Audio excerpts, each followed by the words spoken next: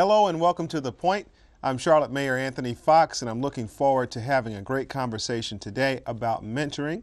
I'm speaking today with Erin Means, who is the chair of the Mayor's Mentoring Alliance Advisory Board, and Jane McIntyre, who is the executive director of the United Way of Central Carolinas. Welcome to both of you. Thank you very much. Pleasure to be here. You know, both of you are very involved in this idea of mentoring. And before we start talking about how that's working in Charlotte, tell us what it takes to be a mentor. What does it mean to someone to actually do that work? Erin? Well, I think, number one, you've got to care. And number two, you've got to be an excellent listener. I think one of the prime components of being a mentor is having the ability to listen and then analyze what you've heard from your mentee. A lot of times we tend to want to talk as opposed to actually listening. And in order for a relationship to work, I think you've got to be an excellent listener. It's probably the single biggest commitment outside of your own family you will have to make. And so you have to be committed, and you have to be committed to showing up and being there for that young person. And you have to be there all the time, and that's sort of 24/7. And so I think it takes tremendous commitment to a child and to seeing the child all the way through. Are we seeing in the Charlotte community a type of person who's signing up for mentoring? Is it, married people versus single people, older versus younger? Are you seeing any kind of trends as it relates to people who sign up to do it? I think it's more younger people at this point than there are the older people. I think young people want to be involved. I think they want to be commitment, and I think a lot of companies now are giving them the time to kind of go out and make that commitment to work with young people. So I would say Yeah, and it has to come in lots of different ways. I don't know about the demographics, the age. That's a really interesting question, though, to find out. I do know that since Christmas time with this Project 1000, working with y'all on this, that there has been a huge uptick in people that have volunteered and committed. So you get lots of phone calls, you get lots of inquiries, which is good, like 600.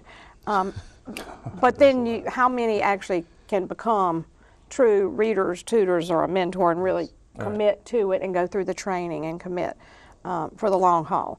And I think we're at like 163, but we had, which is still great. I mean, we only have to get to 1,000, so we're on our way a little bit.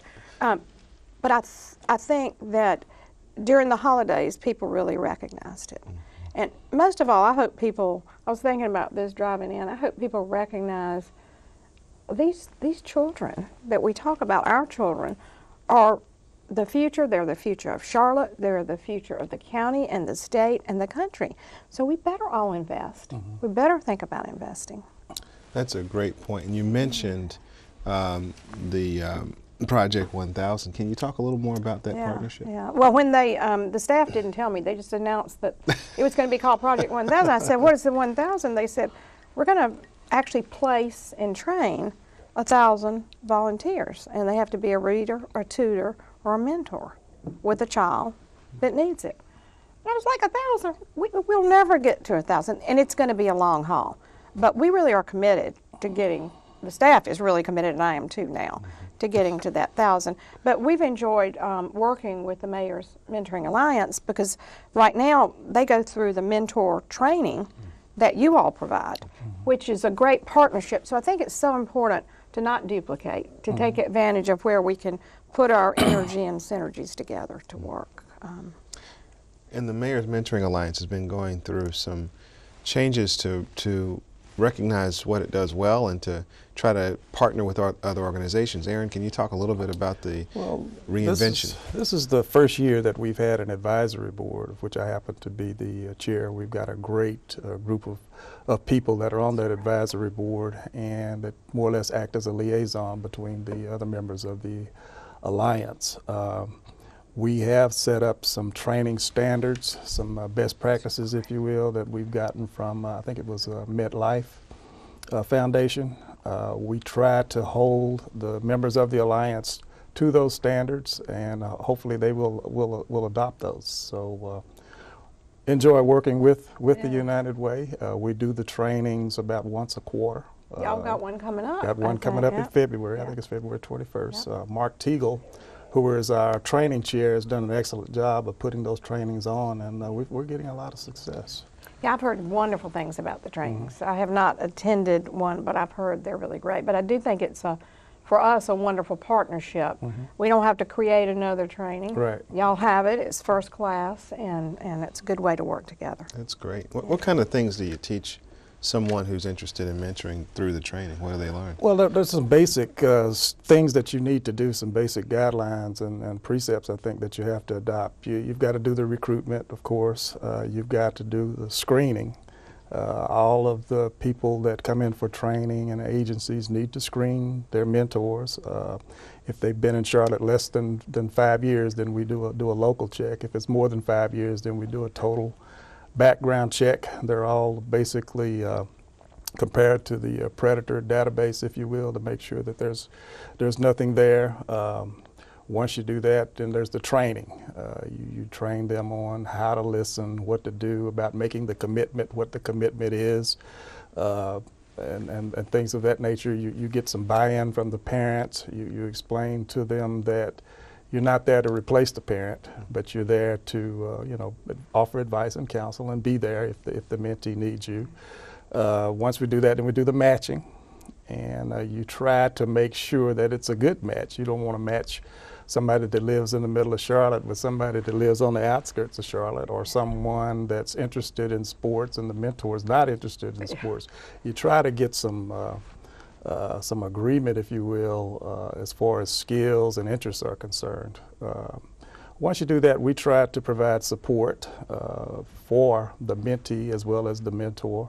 And then, of course, closure, as well as to follow up and make sure that it's going well. We'd like for the agencies to have an application, if you will, that the mentor has to fill out and that the mentee has to fill out, that the parent looks at, and everybody blesses it and everybody agrees. We want to make sure everybody's singing out the same hymnal when it comes to what the expectation is for the mentoring relationship. And that's the only way we figure that you can guarantee success with the relationship. So those are some of the things that we try to work on. You know, I really like hearing the details and knowing the more formal structure, because the background checks, the application, the agreement are going to be long-term very important to the success. And I know that's why you're doing it, but we haven't always had that.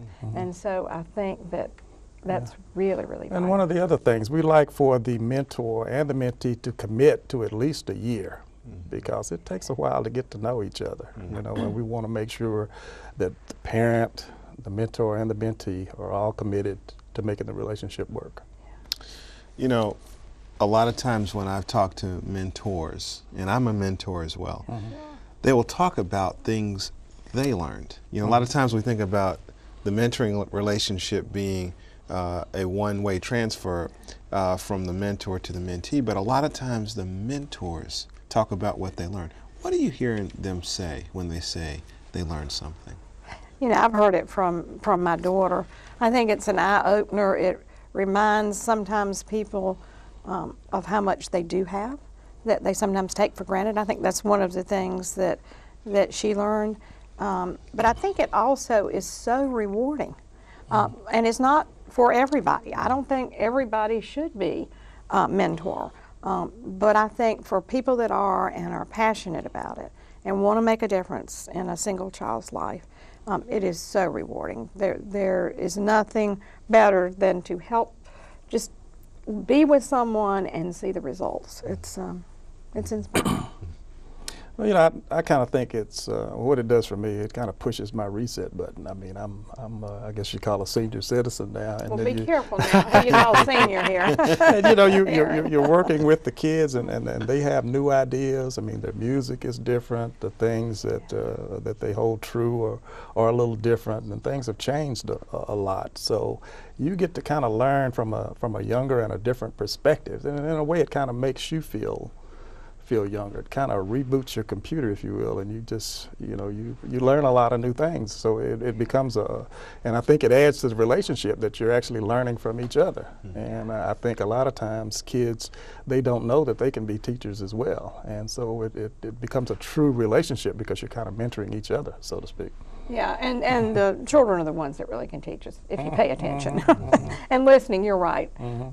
It's usually, what do they say, out of the mouth of babes, and I'd say that's very true. So. What is the total need for mentoring in our community? Do we have a sense of if we knew how many children are looking for a mentor today? I think I saw one of your numbers in one of the articles that when we were looking at doing the partnership that there were somewhere in the neighborhood of 23,000 kids that actually needed mentors. And we just came out with another number that of school-age children, when you really get it down to the school-age children, there were like over 8,000, close to 9,000 students that are have a lot of challenges in their lives, and their families do. And so I would venture to guess that most of those children could benefit. I know there's a need for more males, or there has been historically, to serve as mentors in the past. I've heard that actually from Big Brothers Big Sisters, but I'm not sure about that. Big numbers, no doubt about it. Yeah. So as a final question, how can someone reach out and become a mentor? How do they get involved? They can call United Way or go online, and we will get them signed up. It's out there. It's in the. They can just call the main number, and we'll direct them. They can also send an email. I think it's mma@charlottenc.gov, and that email will go to Elizabeth Mitchell, and we'll be glad to sign them up and get them started.